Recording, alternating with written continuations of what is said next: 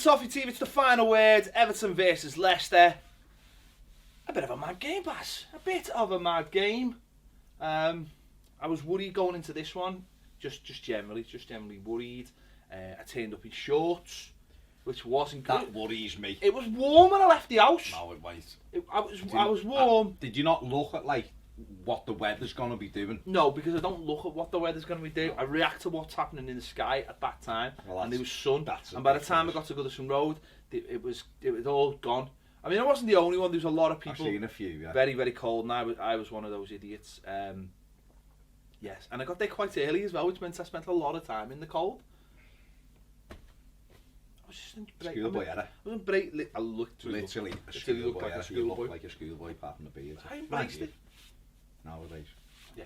Yeah. I was just embracing it. I was embracing the good time feeling of being at Everton. The sun. That's great. Fan You don't zone. have to wear shorts. Yeah. I didn't put my shades on at least. Kept them in my pocket. Because I couldn't. I would have looked really, really stupid. Didn't already. No, but everyone was wearing them.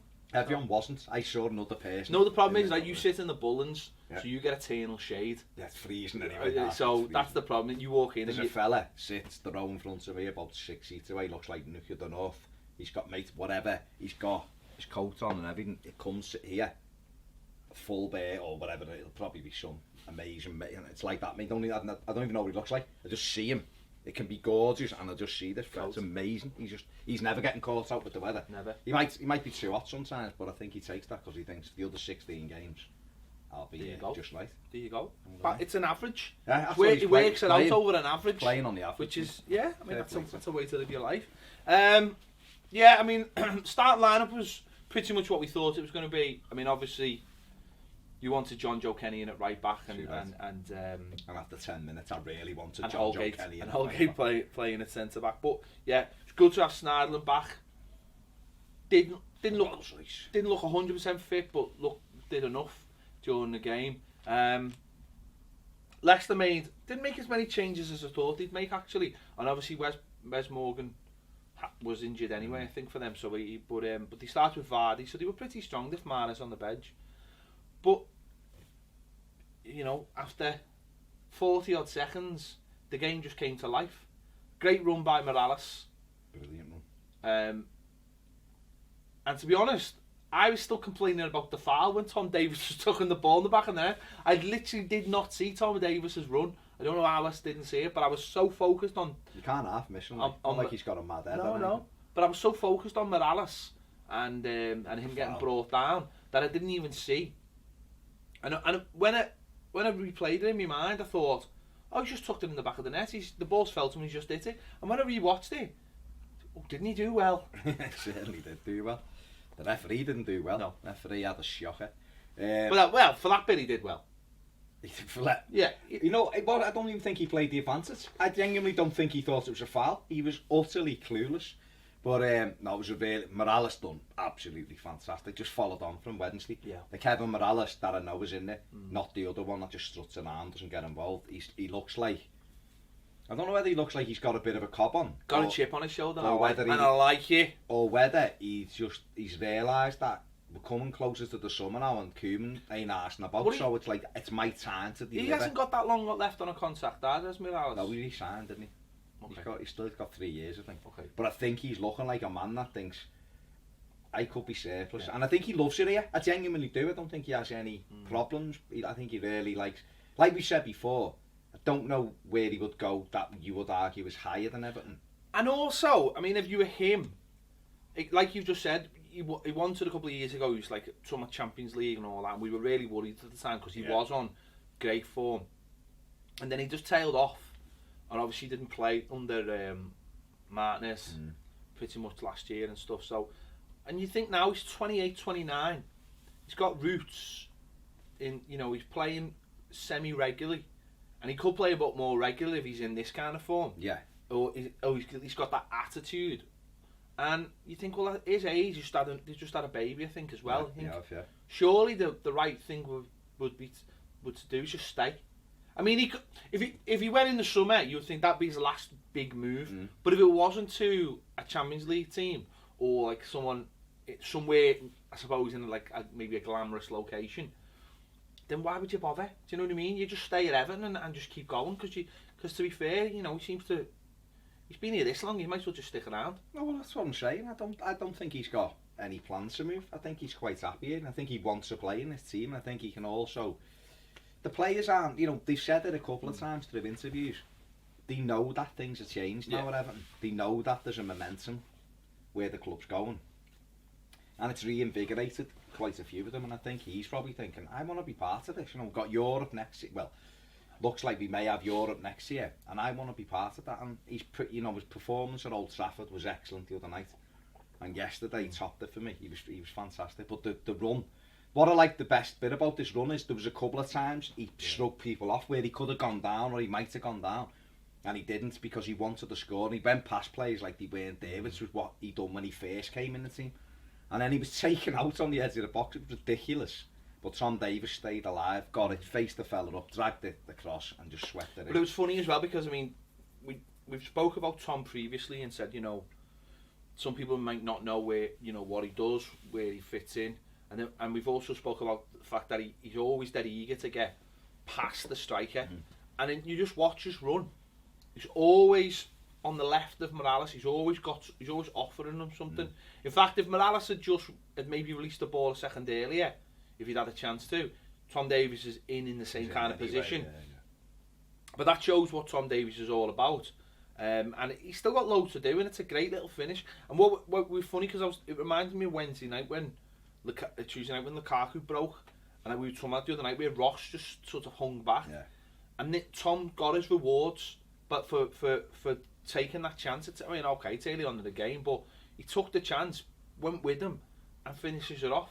And you think if there was more of that, more people would get tap-ins or chances. Out of our midfield players, he's the one who I think next season will get 10 goals from midfield. I really do, because he gets in the box a lot. He scored a lot for the 18s and for the 23s.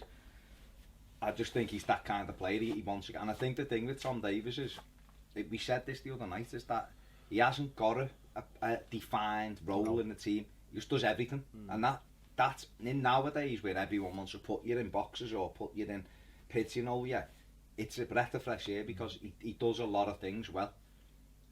And following up and getting in the box and getting past strikers it's an invaluable thing that you can have as a midfield player. I think I heard Redknapp, Jamie, on Sky, and I don't really normally take much. I discount everything. Well, don't be too quick on that. And he actually said about Tom Davies about being one of the first box-to-box midfielders he's seen for a while, and reminding him of a Lampard and reminding him of a Cahill. Just getting in. Just being having that ability to sort of like the way we say about good defenders can sniff the danger. But it's the same with the other end. He can sort of sniff the opportunities. Like good centre forward does. Yeah, sniffs opportunities. But from deep and I think the other thing as well, and we kind of alluded to it the other day in the fact when we were talking about Gareth Barry being back in enabling Garner and Davies to do what was totally missing at Anfield a week ago. With Schneiderlin back in, that goes up a level because he's quicker than Gareth Barry, and you know, now he's a better player, isn't he? Because Gareth is unfortunately, you know, coming towards the end of his career now. But that just enabled Garner and Davies to go pressing, which is what they like to do without knowing I've got insurance behind me here, and they can go about the job. And you know what? Garner looks funny enough so much better. Well, you mentioned that though, but I don't think for the first 10 minutes, Schneiderlin, it took him a good 10 minutes because he actually got caught high up for their goal. I mean, obviously we scored, and I actually thought then if we just kept on going, I was thinking these are not going to have much about them. Going to be fixed on Wednesday, and with that run by who was who done the run? I'm not going to say Musa because he was on the bench. Gray it was, yeah. I said Musa on Twitter. You're not talking about the foul on the edge of the box on Morales? No, but because it was a foul. No, but forget about that. The fouls happen. No, he was a bad ref. The reason why I'm not going to let it go is because he'd let you know when it was Amati dragged Morales down for the goal, he should have been booked, right? And he didn't book him. No, he didn't book him. So we've got them penned in their own box for that opening first 3 or 4 minutes, which is unlike us really. Morales on another good run. Go plays the 1-2, gets it back, and is fouled again. And the referee just ignores it. It's a foul. Everyone stops. He let a lot of those fouls and they go. break. If he didn't the other way. No, but Sneijderlin actually jumped in on one, and he was really high up the pitch, wasn't he? He jumped in on one, and they're breaking then. And I said it on me instant reaction. It's a thing that annoys me about football, modern day football, is that, and this is why I love Mo Besic, because if you should see a player running at speed, and you know there's a break on, and you're on the halfway line, and you've got plenty of cover behind them, just snap them. And it's too early. Then they picks a yellow card. Then they score. But we've still got 11 men on them. I just think, I know what you're saying. I think last 10 minutes, without a shadow, end them. Just drag him down, dive on his back, do whatever you need to do. I think it was too early. But a couple of players had the thing he could have done as well. I think it's Holgate. No, I know. Let him run Holgate should have been the one who done it. Holgate should have been the one who done it. I thought you were saying Sneijderlin. No, Sneijderlin missed. He missed the ball and they were away. But Sneijderlin, Holgate should have been the one for me who just, not snap him, but just grab him. But then it's a booking. Do what like Barry did the other night. It's a booking. You just put your body across him and stop him. And if the referee deems it a booking, well, it will be, won't it? Not if you do it. I think the way Holgate was running after him, I think the only thing he could have done was clip him. I just think a couple of players need. It's on the halfway line. You have the chance to do exactly, that's what I'm saying. It's in there. Then the ref it's before the. That's what I'm saying again. Someone sniffing out danger. That's where I suppose his experience, and that's where probably Barry gets most of his yellow cards now anyway. But it's sniffing out that bit of danger and going, you know what, I'm going to hit him high enough. I see it all the time when players break, and I just think, hit them now, hit them now. Don't let them get that head of steam where you can't touch them, where they can weave. And what happens is, because it is a break, Jags is over in the middle. He's to blame. And Slimani's just got all the time in the world. No, I know, but that's what I'm saying. If you hit him high and hit him early. If Ashley Williams is alongside Jagielka doesn't go there. Jagielka wouldn't have ran after him. He ran after him because I think, and this is no disrespect to Pennington, I just don't think he's ready. I don't think he's ready. He got better as the game went on yesterday. He did. But I still don't think he's ready. And I think the reason why I don't think he's ready is trust. I don't think any of I don't think the players trust him. But also, when Luckman came on, them first few games, we give him the ball with 4 or 5 men around him. You watch it again as they're breaking. I think Vardy is offering himself up and Gray's running. Slimani's here. Jagielka's got one man. If he stays with Slimani, Gray's getting closed down anyway. He's not finishing with a shot. Jack runs over to try and double up with Pennington and just leaves. We're screaming Slimani, and Jagielka carried on running, and he's on his own.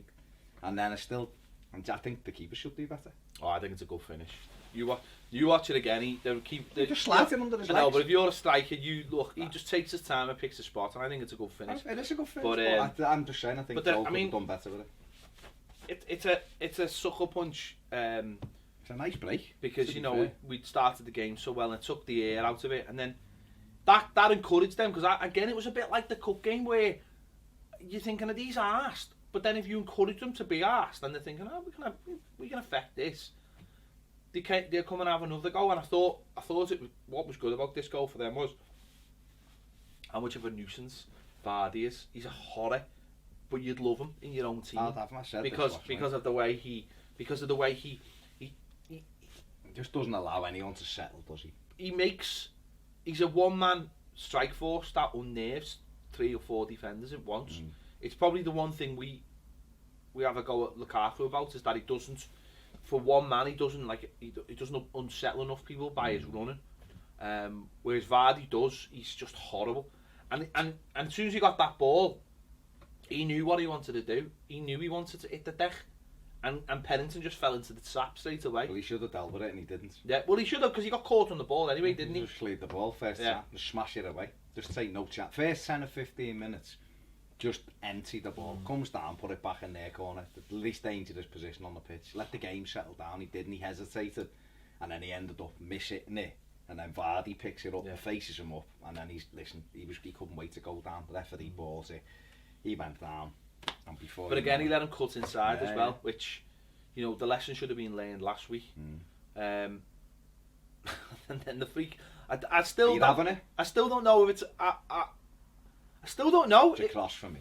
But I still don't know if it's. Oh, you're going to blame the keeper as well? No, I still don't know whether, all right, whether it's a cross, let's just say it was meant, but I still don't know whether it was just a really well hit shot or the keeper's at fault. But what I will say is, I didn't hear anyone complaining when Rooney scored his goal against Stoke. Everyone just went, what a goal. Now, I don't blame the kid. I've watched it again. It's right in the top corner. I don't blame him, but it was a cross. Yeah, it's fair. Not it. That doesn't matter, does it? No, but I'm saying he's just hit that back post. But I said I'd fancy, and I'm kicking myself today because against me better judgment on Saturday, I had a little goal to National, which I never do. Didn't do anything. But yesterday I'd had 4-2 all day, and I said to the lad next, I reckon 4-2. And he put a fiver on. I was like, nah, I'm crap with the bets. I'm fuming. But what I was going to say was when we went 2-1 down, I had no doubt we'd win the game. We're just so much better than them. They're grim, and we're so much better. And people were worried, and I don't know why. Talking to people before the game yesterday, like, these have won a few on the run. I'm like, do you realise who they're playing them? They're playing Everton, who are amazing at home. And that was the best thing about yesterday. We went 2-1 down, and we just carried on. I was more worried because... I thought we'd get 8 or 9. I was more worried because I thought they'd play actually more squad players who didn't really care. Do you know what I mean? I don't think they've... Listen, I don't think they've got... They can affect it. If they could have played 20 players, we'd have still be... But for that first 10 minutes, though, they were very carefree, weren't they?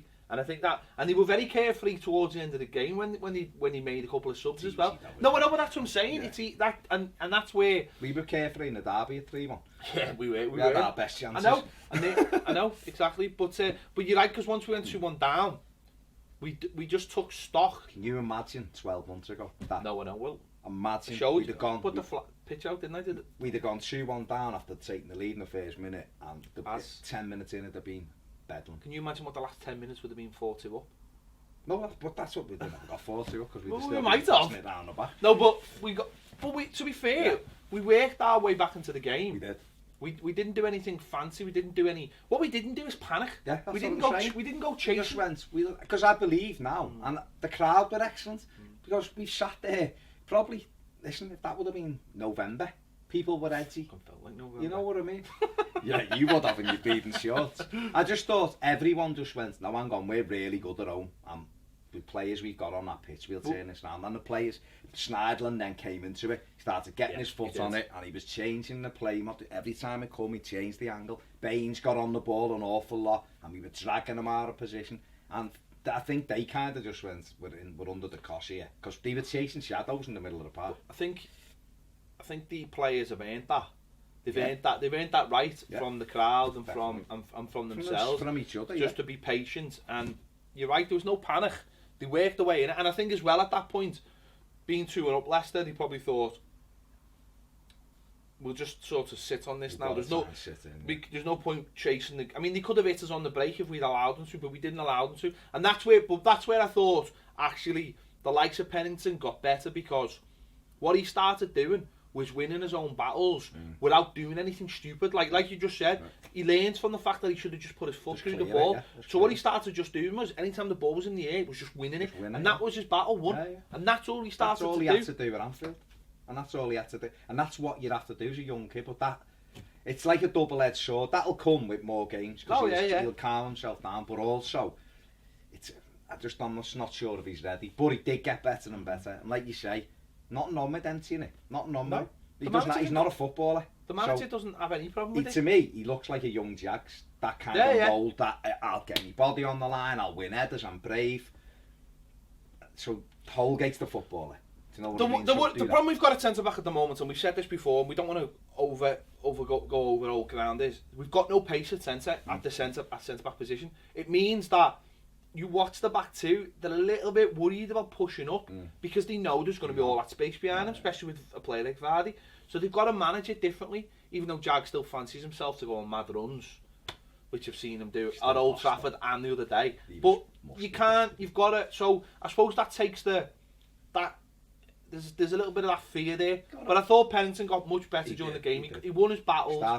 He started simplifying it. He just giving it to people. I think Snyder helped them out a lot by got close by getting closer and getting deeper. Half particularly had to, but it did. But then, I mean, cross of the season. Yeah, I mean, unbelievable. The biggest compliment I can pay it was Beckham-esque. It was Beckham-esque. It was round the corner. It was put in front of the striker, so the striker doesn't have to do anything other than just put his head on it and have it goalwards. Brilliant one. Just superb, and yeah, I'm sure a lot of people were looking at Lukaku's response to scoring that goal and like, oh bloody hell, but I couldn't get less. He didn't do anything. He just like sort of just went. The rest, didn't he? Yeah. 2-2. I suppose it was all about the cross, wasn't it? Yeah, the cross was absolutely. The cross was the goal, wasn't it? Ron done great to run in and put his head on it, but the cross, when you hit a ball like that, unbelievable. And just brilliant and a great time. 22 minutes, like a basketball game. It was just end to end, but that gave us the belief then, I think, from there, back in it now, loads of time to win this, and we just got better and better. And you asked me about the keeper last week. No, not a chance. Joel's much better. Okay. Much better. He's got no presence about him for someone who I thought he did a couple of years ago. And I just volleyed the cup all over. Just volleyed one of our cups that are available now. I caught it though on the foot, so it's great. If you knock it, you can catch it, doesn't it? It's great. It isn't broken at all. Perfect, durable. Yeah. But yeah, 2-2, and then dishwasher safe. And dishwasher safe. we took over from then. Yeah, we did. We just got as you say, we got back on the foot, and from then on, we just kept on doing what we did. I don't remember them having another chance in the first half. I might be wrong, but I don't remember them having another chance. No, I don't think they had. They didn't. Vardy went very quiet. He went long quickly, didn't he? Yeah. They went very quiet, yeah. And we just kept the ball and just frustrated and went long when we needed to go long and short. I mean, the only thing I would say about the first half, I thought Lukaku was really, really quiet. Like not in a just I don't know. He just seemed. He just seemed really quiet. He offered himself a lot on the edge of the box. What we done well and what we tried to do well, and it was entertaining. Was they were trying to just pop one such stuff off and make runs because we knew they were going to sit, and it was like Liverpool done it. It was very narrow, wasn't it? But it was a bit. At times we did come narrow when we should have been trying to spread them out. But you know, we were still. There was a few times where the little one-touch stuff got us in, and it was just the cross was blocked. But as you say, it's more about the patience now. It's about players knowing. Belief, it's about players knowing that if they keep it, you know, we will score goals. We score more goals. We got more goals with Goodison this calendar year than we got the whole of last year. Something like that. We scored more goals this season already than we scored last season. Obviously more points at home. There's a belief that we're going to score goals. You know, 4 in this game, 4 in the last game. You know, we're scoring goals all the time with Goodison now. So there is that belief. So there's not that. You know what it's like. You start chasing the game. You start making mistakes. You start opening yourself up when you don't have to. You know. We do it as fans, don't we? The nerves come down from the stands onto the pitch. When you haven't got a goal in your team and you lose a goal early on, you just go, there we go. Now, you're just like, well, we score more than 3. Well, to be honest, that was the first time we've been behind in a Premier League game at Goodison since the derby. Yeah. And we were only behind for a minute, because there was only a minute left. so we're not really used to that. So actually, we were... I'm thinking right with that. Well, it is in the league. In the league, obviously not. We went behind to Arsenal the game before that. Yeah. But it was. And, you know, those 7 league games with 7 straight wins, 26 goals scored, 5 conceded. You know, it's an incredible stat, and I think that's why people are calm and the players are calm, because I think they've got ultimate belief in each other that if we can create a chance, we'll score. We've mentioned obviously Tom Davies with the goal, but we've seen the other side of him for leading up to our 3rd goal.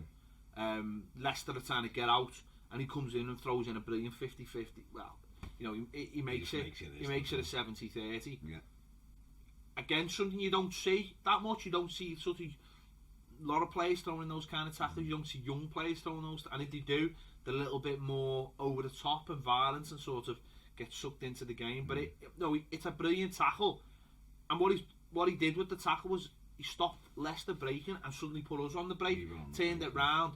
Ross tries to go round the goalkeeper, a little bit cavalier for my liking. I think he should have made absolutely sure and pop it in. He lets Casper Schmeichel get something on it by not going. He should have took another touch. Yeah, by not going clearly round them, and obviously from the court. But it was weird because it felt like it. I don't know. I just got this feeling that didn't matter. We were going to score anyway. Yeah. Like and Jags just gets a dead clean header on it. Something which we don't do. You know, and that's great that because How many times have you been at a game and bemoaned at moments with, we've only reached... I mean, first game of the season, Dele against Tottenham to make it 2-0, and you're thinking... If he'd have slotted if he, but when it happens in the game, you sort of go, if only you'd slotted that, how different could the game be? But instantly we get a goal and that's it. Half time, going in 3-2, you don't even have to worry about that. All you're thinking is, well, you got the corner to get there. And but brilliant, 3-2 up, going to half time. We come out second half. Brilliant said that though. No. Well, I'm going to come. Okay, alright. There's a narrative. Okay, yeah. We come out second half. It's all us. Again, a set piece. Jags in there again. Falls to Lukaku, who gets the second goal. Now, these set piece goals are not supposed to count. Right? Now that's 4 in a week. Thank God the Belgian manager was at the stadium late, because he would have been tearing his hair out as he still spat his tea out. Oh, he wouldn't have been happy. That's 4 set piece goals in a week in 3 games. Yeah. With Pennington getting 1, Jags getting 2, and obviously him setting up the one for Lukaku.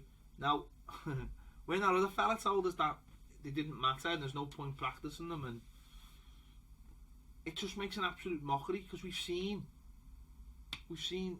big goals scored from set pieces, and not only are we getting better at scoring set pieces, we're getting so much better defending. The way we defended against Palace, the way we defended against West Brom, we're getting so much better at defending these set pieces now. We were until it's Joe, come on.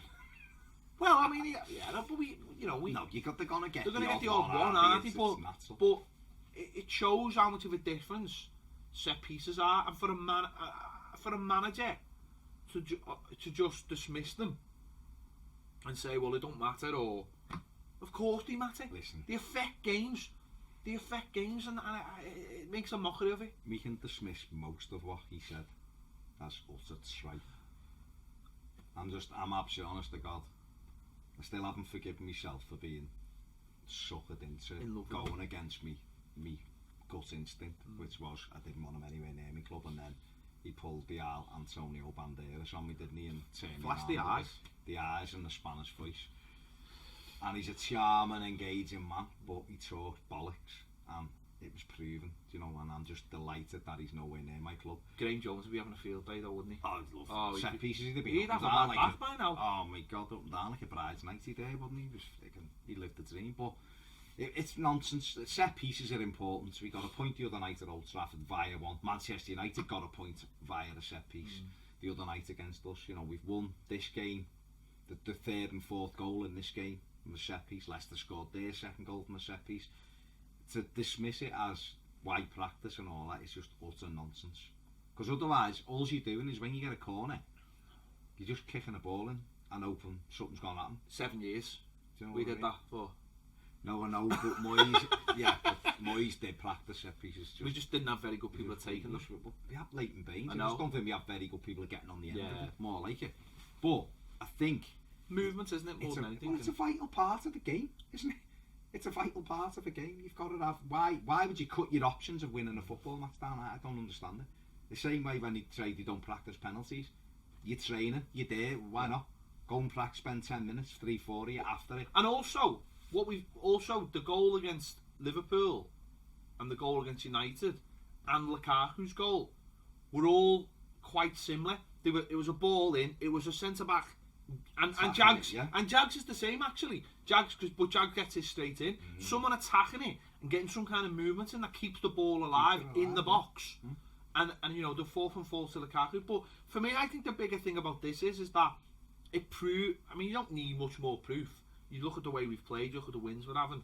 What it proves is that real work is happening on the training ground, and it's not a case of going through all these sort of drills and when you see elaborate free kicks or elaborate offside traps or elaborate ways of playing football. What it shows to me is that nuts and bolts basic defending coaching is going on at training and actually working, and I think that's a huge plus point. That if anyone thinks that, especially this time of year, that the players are just turning up to training and having a little bit of a light session and having a couple of games of footy and all that. No, they're not. They're actually they're actually working as hard as they are on the pitch because that was that was Koeman's first thing when he came in. You train as hard as you play, and that's where you get the results from. That's what I mean. You know, but that was David Moyes' ethos. His training sessions were competitive, and that's why you can level a lot of things at David Moyes as Everton side, but they were always in games. They were always competitive, or most of the time we were competitive, weren't we? And you knew that. Generally, if you had a bad performance, it was never really followed up with another bad performance because they'd work and work and work. We're doing that work now with much better players and seeing a much better brand, a much better end product, if you like, than you're in arguably a much stronger league now with the rest of the teams that are around it. So you've got to have that same commitment.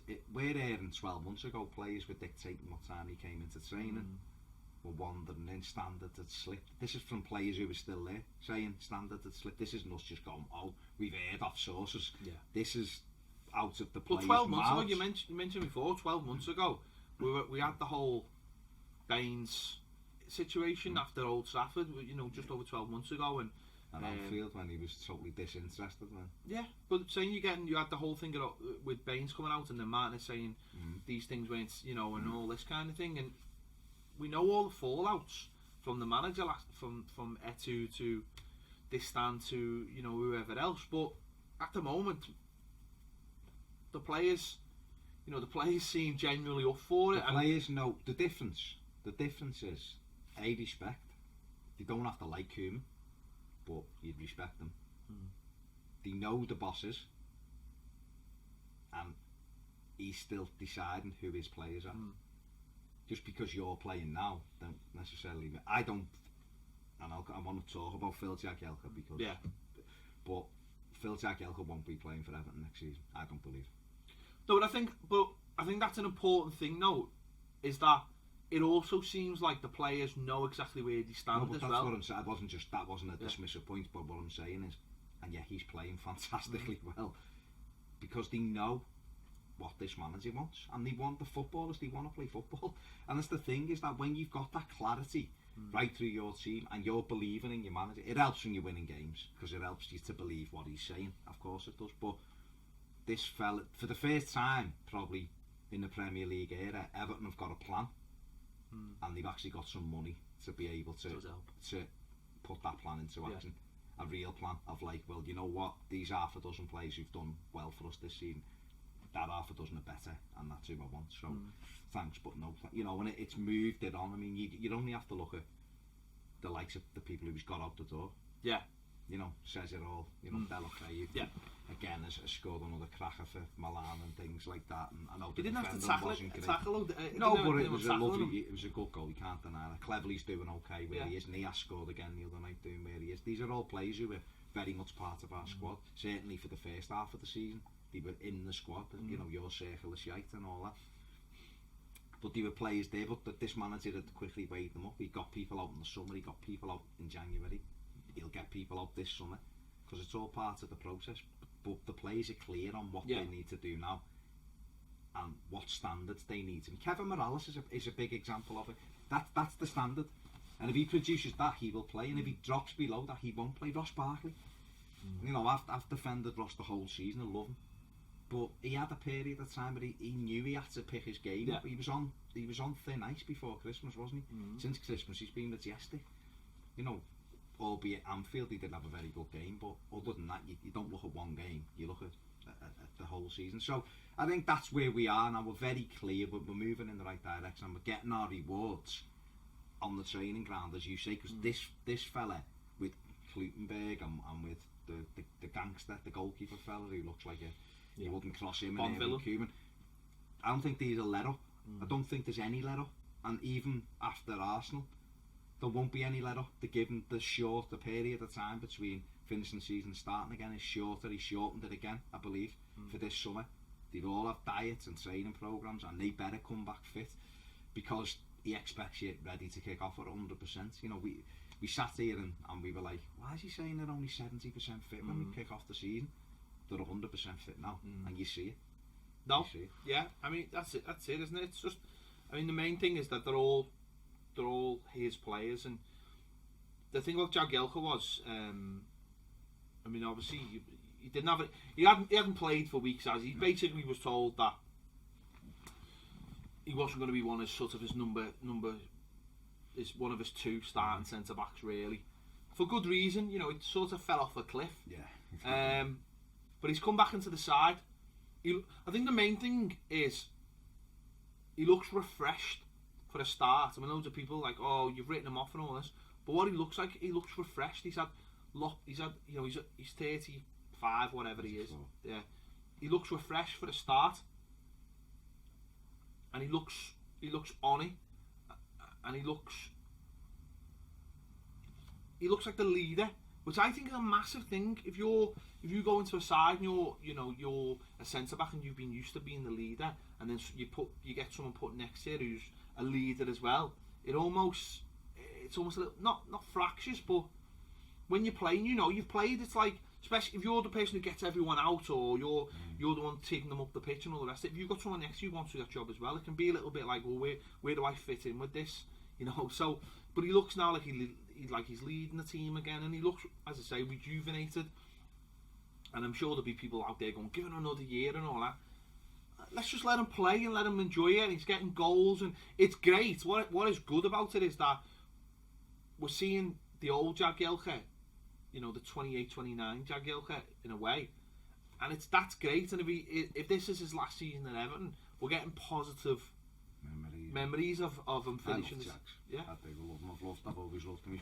He's been fantastic for us. He really has, absolutely brilliant. And if he wouldn't have snapped his neck before the 09 Cup final, who knows what would have happened, because he was as good as anybody at that time.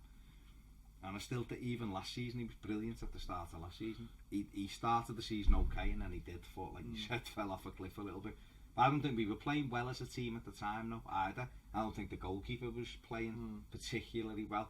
And what's happened is he's come back into the side, and we've got a bit of form, and he's just come in. What he's doing better is he's just clearing his lines.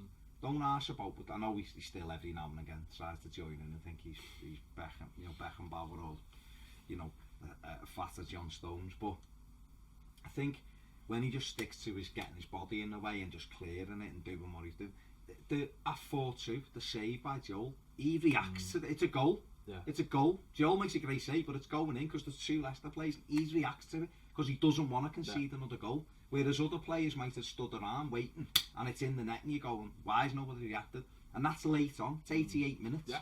He's still alive for it. And I think you're right. I think he's come out. And I think what it's probably done is, for the first time in his Everton career, he ain't been the number one. Since he got in the side, when Moyes bought him, he was a little bit in limbo. He played midfield with Derby and was horrendous and all that. When he got in at centre-back, he made it his own. He was first choice. Then every week, what would Jagielka do and all that.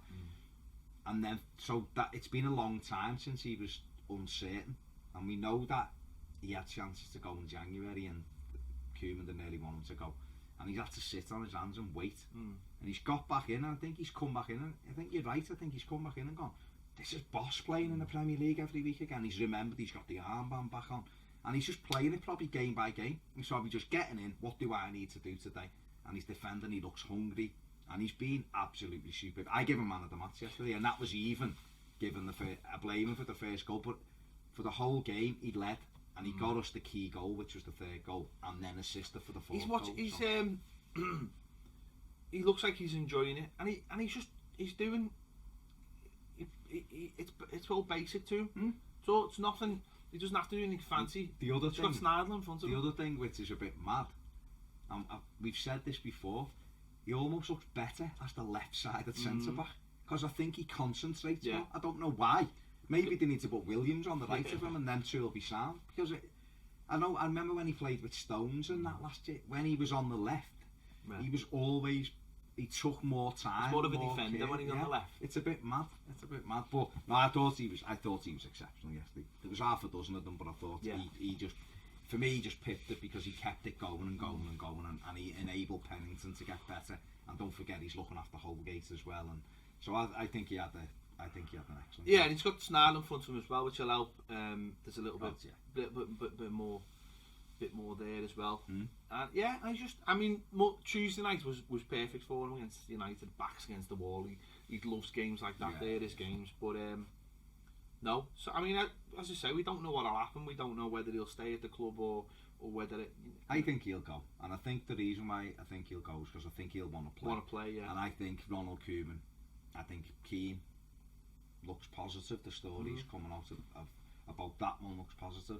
I don't think that'll be the end of it. I think he'll want another centre back. I think we said last week, didn't we? I think Ashley Williams will be the one that stays, and I think Jags and Funes Mori will potentially move on, and then it'll be Holgate and Pennington will be the backups to Galloway possibly the as well. And Brendan Galloway may come be maybe the left back up, he may be a centre back up. I just think, but like you've just rightly said, you know, I want him to continue this form now right till the end of the season. Give Koeman something to think about. Give Koeman something to look at and go, okay, we've got the Europa League, we've got, you know, we're in a lot of competitions. His experience might help, and Jags might go, you know what, I'll be part of the squad. Yeah, but the other side of this though, Jags might think to himself, I could still get 30 games out of this season, and does my body want to be playing every week for a struggling side where I've really got no affinity for the place? So I suppose there's all those things to consider. And if you put uproot your family and all that. If you put a centre back next to him who's quick, again it gives him another 12 months because look at John Terry. Exactly. Look at. I know this Dan was quick, so his pace got him out of a lot of stuff, but he was still playing at 38. Yeah. Jags could say, well, you know, I play next to if Keane does come in, say, he's quite quick, Keane, he's big and strong. He might, you know, Koeman might go, he's sound with someone who's got a little bit of legs next to him. So yeah, I mean, you know, we could, it's an easy win, isn't it? If he's happy to stay and be in the 18, Europa League, League Cup, FA Cup, you know, and the odd Premier League game, he might be more than happy to stay. Yeah. So. To be honest, we finished. You know, you mentioned the little scare we had there with Joel making the save and Jack cleaning up. It was a brilliant save, but we finished the game pretty comfortably. I mean, as I say, they made the sub with Vardy going off and Mahrez. And Mahrez was a slightly different challenge because obviously Vardy wants to go past the defenders. Mahrez plays in front of them and wants to stand them up and get stuff in the box. And they brought a shower on, obviously, to be a little bit more physical and go a bit longer. But, you know, we've seen it out. You know, I think Lukaku had a couple of chances maybe to get his hat-trick. Yeah. He slipped on one, didn't he? He slipped on one where if it wasn't on his hat-trick, you'd probably be saying, because there was other players in the box, but Alice should have put him through earlier on one as well. He hesitated, and then he gave him in. He had to try and face him up. But we had a couple. Ross had a shot with his left foot, the keeper saved. Kev had one. The only thing missing from Morales was a goal yesterday. You know, a couple of assists, played really well. So, you know, we could have extended. We could have won 5 or 6. Yeah. They could have added maybe another goal. What do you think of obviously Ross's overall performance? Because obviously the cross for the goal was fantastic. Thought he was very good, very good. Thought he was again. People who have a go with Ross Barkley just sit back and watch the game properly. Even if you watch it again when it's finished, just to have a look at how much he influences the way we play, the balls he takes, the position. What he was done brilliantly yesterday was he was waiting and he'd draw 2 of them in and he'd just spin away from them and open the whole pitch up. Thought he was fantastic. It's just. But it's just, again, there's times that he. Yeah, of course. Yeah, I watched that. I said this on me. It's maturing. I said this on me instant match reaction. He's often compared to Dele Alli, isn't he? Like, and I think there's no comparison. I've said as a footballer, Ross Barkley miles better than Dele Alli. Decision making, Dele Alli is better. And what Dele Alli does, he plays more instinctively than Ross, and that to me is the difference between the two. I watched this goal on Saturday against Watford. He just pops one off, gets it back. He's looking, there's not really on, he hits it. Where Ross would be stopping. Shoot more, take more chances. Do you know what I mean? There was one that fell to in the box in the second half. Yeah, it was a lovely little move. It was when Lukaku did the back heel to Holgate and he went round. He should have just smashed it first time, and he took a touch, and then there's no space. Alli would have just passed. That's where he needs to. That's where he needs to learn. That's like the last thing. His decision making is still not. It's not there. And I think Dele Alli's is. Well, you just said he's instinctive. Yeah. I think that's. He's almost. That's almost confidence in your own ability. And I think I think that's what does. It's arrogance as well. I think that's what does. All that shit's got to stop. Yeah. And all that crap. I think that's what does separate them at the moment. Yeah. And it's Dele Alli it's like being a whirlwind. He's just come off Milton Keynes, He's done amazing, to be fair. And he just does what he does. He's brilliant. He's goals. I mean, and people who say they can't play, you could easily play them in the same players, team. I've said this before. You just put him, if you put Morgan Schneiderlin behind. Now, if you put a good defensive midfield player into an, I'm not asked about England, but in an England setup. Yeah, as long as it is just England. Yeah. And then you had Dele, Alli, and you can see why Spurs would want Ross Barkley, because if they had Dyer or Dembele or whatever, and you had Barkley and Alli off Harry Kane, wow. No, I think they are different players, but I think you're right. I think Dele Alli is just more instinctive. Yeah. I think that's all it is. And I think Ross needs to just start trusting himself a little bit more. Just get out your feet. Don't even need to take a touch. Just pop it first time. No one's gonna, if he has, I tell you, the power in his shooting, Ross Barkley, if he has 5 shots a game, he will score a goal nearly every game.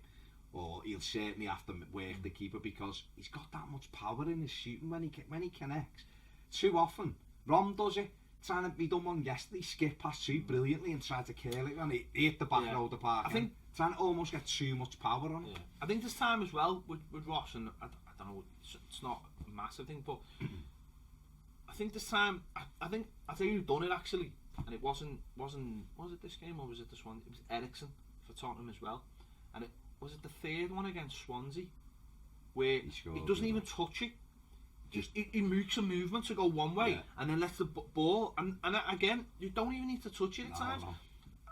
Maybe that's something, again, maybe Ross needs to look at it.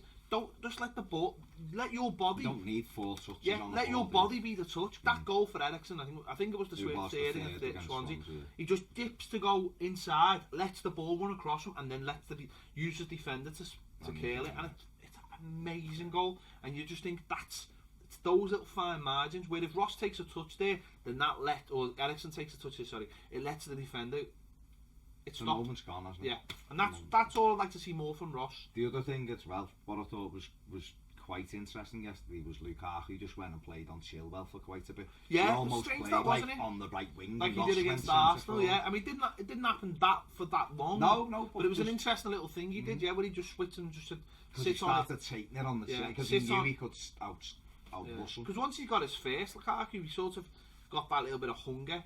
But it was weird because it was different from the first half. It was like he was quite muted in his performance and things were bouncing off him. But his second half, it was almost like maybe the criticism hurt him a little bit, because he has been criticised over the not so much the derby before, even though he was, but I think the spat with Williams has obviously been picked up by quite a few people, and he's probably thinking, how's the land lying here a little bit maybe.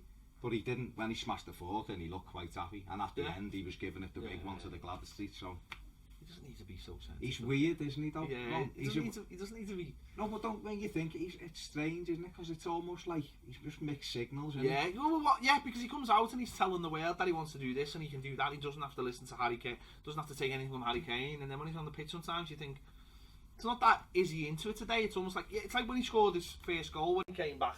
But his first game after that whole thing, and he was a bit like, shall I celebrate this? And then when he got his second one, he was giving it. He knew the crowd were happy with him.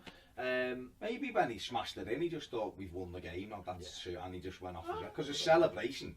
I don't worry about that more. I worry more about his body language on the pitch when he's playing rather than how he celebrates. And I thought first half he was quite muted and quite like, don't know. And then second half, certainly once he's got first goal, he seemed to be a different player. He was up for it. He was up for taking. And he was doing he was running, tracking back and stuff. It was he is a bit. He's a. Someone fighting very quickly. Morales. No, I wasn't. You didn't want to talk someone else, did you? Morales. It was like the old. Remember the old picture from the 70s when who was it? The Chelsea player in the league. Is it Bremner's got older? Got older, like taking on Hoof. Brilliant. Chicken lad. Maybe he said. I'm no chicken lad. Not older. Yeah, it was a bit.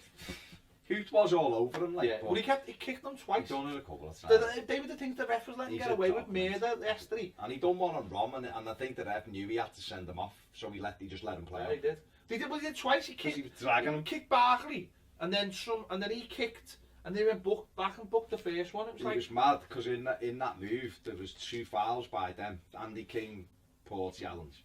That was it. Yeah. Then there was the Baldy fella dragged Rom that he just sucked in. It was a blatant foul. Then he went on, and then Tom Davies ran after Dingy and dived on him, which is a booking. And he didn't book him, he gave them a free kick, went and booked Andy King, and left Baldy ass alone, and left Tom Davies. He just went to Tom Davies, like, but you can't tell him to calm down, because he's dragged him back, it's a yellow card. But he booked Baines in the first half for nothing. King put it past him and dived, and he booked him. Then Garner got wiped out below me, and he didn't give anything. They were the king of the divers. And you go. He loved it, There was one bit, the Bullens, it was a bit further down, and I watched it, it was right in front of me, and there was two of our players, and he literally dived through the middle of them. Wasn't that the one when he got Baines booked? No, that was the one, that was a bit higher up, wasn't it, where Baines just stood there, and he fell over him. But this one was a little bit closer to the corner, and he's literally, two players come together, and he dived between the two of them. And it was just like... See when Baines got sat on his lap. Oh my God. Right, let us know what your thoughts are in the comments about this game. It was cold, that's all I know, it was cold. It was cold, t-shirt and shorts. Shorts. T-shirt and shorts, nice one. Dear me. Nice one. But, you know, we got 3 points.